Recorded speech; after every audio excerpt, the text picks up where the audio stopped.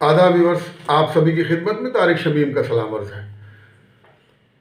اٹھا میں مدرسہ و خانقاہ سے غمناک، نہ زندگی نہ محبت نہ معرفت نہ نگاہ، گلا تو گھونٹ دیا اہل مدرسہ نے تیرا، کہاں سے آئے صدا لا الہ الا اللہ۔ دوستو، اس وقت ایسا لگتا ہے کہ ہمارے علماء کرام کی مجلس میں دو چار ایسے لوگ ہیں جنہوں نے اقبال کے 4 مصروں میں بیان کیے گئے اس درد کو زندگی دینے کا عہد کر رکھا ہے۔ مولانا سلمان ندوی صاحب جب سے ڈبل سری روی شنکر کے ساتھ بابری مسجد کی سوداگری کی پیشکش لے کے مسلمانوں کے بیچ نمودار ہوئے، تب سے انہوں نے اپنی ساری خوبصورت کارگزاریوں کو پامال کرنے کا ٹھیکہ ٹھان لیا ہے۔ ایک دم جو تمام وہ لوگ جو انہیں نہیں اچھی طرح سے جانتے تھے، ان کی بے باکی اور حق گوئی کے معتقد ہوئے، اور اس میں سے یہ ناچیز بھی ہے۔ ان کے الفاظ ہم لوگوں کے ایمان کو تازگی دیتے تھے، حوصلہ دیتے تھے، لیکن اب وہ انتشار میں شامل ہو گئے ہیں۔ کیوں سمجھ میں نہیں آ رہا ہے۔ اللہ تعالیٰ سے ان کے لیے بھی اور اپنے لیے بھی اور سب کے لیے دعا ہے، ہم سب کو اللہ عقل سلیم عطا فرمائے۔ میرے محترم، ہماری حیثیت نہیں ہے کہ ہم آپ کو انگلی رکھیں، لیکن آپ جب مجبور کر دیں گے تو انہی عوام میں سے جو آپ کے سامنے گونگے بہرے ہیں بولنا پڑے گا، جو آپ کے سامنے مثل چوپائے کے مانے جاتے ہیں، آپ لوگوں کی مجلس میں بولنا پڑے گا۔ یہ کیا بات ہے؟ کل تک یہ ٹی وی، یہ کیمرہ ایمان کے لیے یہ ٹی وی تھی، حرام تھی، فوٹو کھنچانا مکروہ و ممنوع تھا، حرام کے درجے میں تھا تصویر بنانا۔ نہ جانے کم وقت یہ کب چپکے سے طبقہ علماء کے نزدیک جہاد اکبری کا سب سے بڑا ہتھیار بن گیا۔ جسے دیکھو وہ ایک ویڈیو لیے گھوم رہا، ہر تیسرے دن میں کلپ چڑھا دے رہے ہیں۔ کمال ہو گیا ہے۔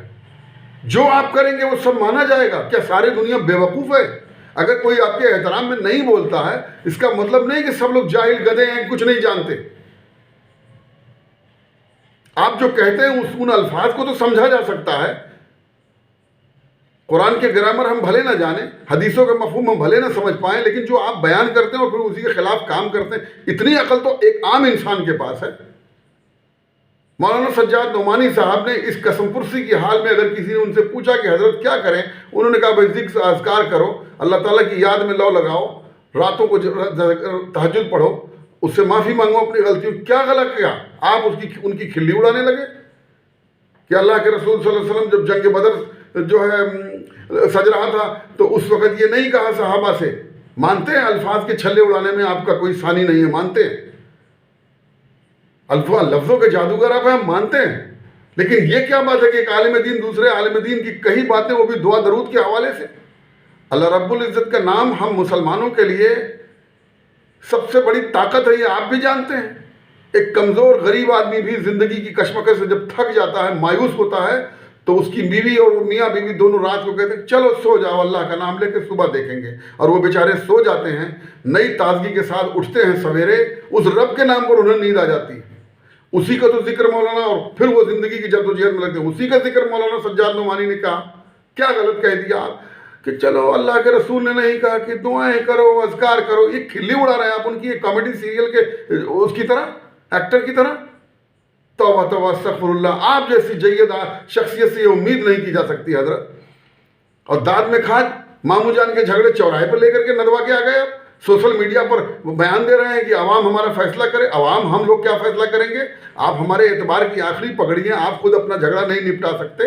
ہر مسلمان یہ چاہتا ہے کہ کسی بھی مسلک کے عالم دین ہوں وہ ایک ہو جائیں، ہر مسلمان یہ چاہتا ہے۔ پھر آپ لوگ اس قدر انتشار میں کیوں مبتلا ہیں حضرت؟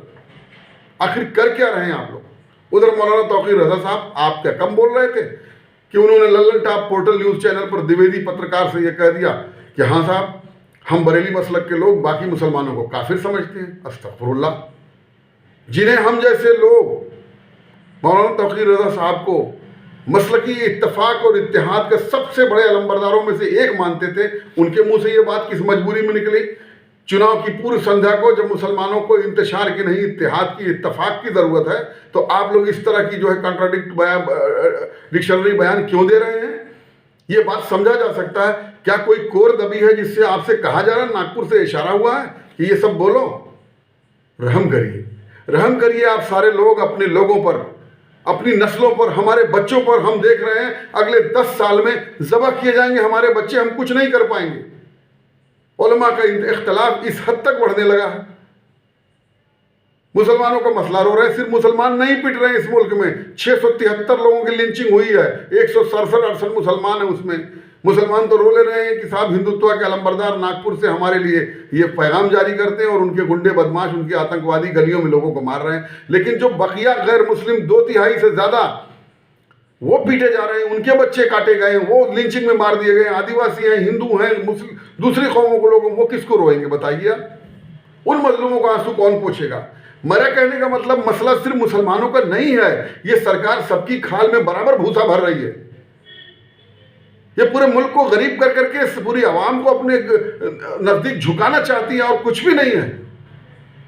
لیکن صرف مسلمانوں کا رونا آپ لوگ رو کر کے ایسا لگ رہا ہے پوری دنیا میں, ہندوستان میں صرف مسلمان سب پیڑت ہے, اس میں کوئی شک نہیں, سب دکھی لوگ ہیں. نہ کریں حضرت, ایسا نہ کریں. کہیں ایسا نہ ہو کہ علماء کے انتشار و اختلاف کو دیکھ کر کے 1917 کے اوائل میں جو وسطی ایشیا کے ملکوں میں, سینٹرل ایشیا کے ملکوں میں, ازبکستان, آذربائیجان اور جو سوویت یونین کا علاقہ تھا, وہاں کے مسلمانوں, مسلم نوجوانوں نے علماء کا انکار کر دیا, ان کو مکمل ترک کر دیا اور کمیونسٹ ہو گئے.